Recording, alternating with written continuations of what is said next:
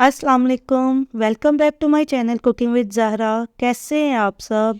आज मैं आपके साथ लजीज़ा रसमलाई की रेसिपी शेयर करने वाली हूँ। बनाने में तो बहुत आसान है, लेकिन जो बाज़ लोगों की या तो टूट जाती हैं या तो हार्ड अंदर से रह जाती हैं, तो इसके लिए हमें कौन से स्टेप्स फॉलो करने पड़ते हैं, ये आप फुल वीडियो वॉच करिएगा। परफेक्ट रसमलाई कैसे बनाते हैं, यहाँ मैंने एक लजीज़ा रसमलाई का पैकेट लेकर उसमें से 1 टेबल स्पून मिक्सर को रख लिया है। ये क्यों रखा है ये मैं आगे चल के बताऊँगी। और उसमें 2 टेबलस्पून ऑयल की ऐड किए और 1 एग को फेंट कर उसको मैंने हाफ ऐड किया है। अगर इस पॉइंट पे आप ऑयल कम या ज़्यादा डाल देते हैं या एग को पूरा या कुछ कम ज़्यादा कर देते हैं, तो आपकी रसमलाई जो होती है वो टूट जाती है। एग को आपने फुल बीट करके आपने हाफ एग डालना है। और आपका मिक्सर ऐसा बिल्कुल होना चाहिए, बिल्कुल सॉफ्ट और आपके पूरे बाउल को छोड़ रहा हो।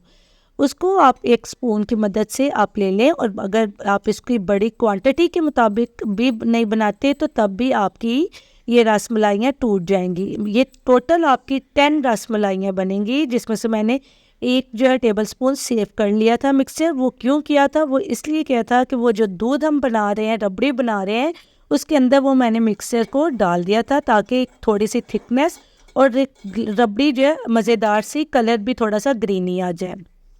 जब दूध अच्छा सा बॉयल हो जाएगा तो अब इसमें हम सारी अपनी रसमलाई एक ही टाइम में डालते जाएंगे। आपने इसके लिए टाइम को ये नहीं वेट करना कि पहले एक डाल के चेक कर लूँ।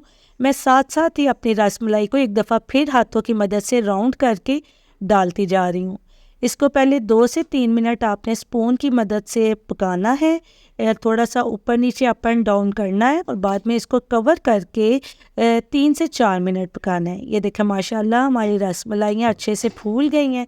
और इसको जब आपको लगे कि नहीं मेरी रसमलाई पकी, तो आप मैच स्टिक से भी चेक कर सकते हैं। लेकिन यहाँ में मुझे नज़र आ रहा था कि मेरी रसमलाई सारी पक गई हैं अंदर से भी, तो इसको मैंने ट्रांसफ़र किया एक बाउल में और सारी रबड़ी को भी ऊपर डाल दिया। और ठंडा करेंगे तो ये रबड़ी हमारी थोड़ी सी थिक हो जाएगी।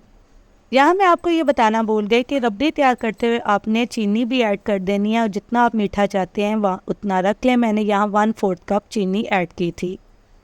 बहुत ही जल्दी और मज़ेदार सी ये स्वीट डिश तैयार हो गई है, और जस्ट 5 से 8 मिनट लगे हैं इसे बनाने में। आप किसी भी इवेंट पे इसे तैयार करके बना सकते हैं और इन्जॉय कर सकते हैं। अपने फीडबैक से मुझे आगाह कीजिएगा। मिलते हैं अगली रेसिपी में। अपना बहुत सा ख्याल रखें। अल्लाह हाफिज़।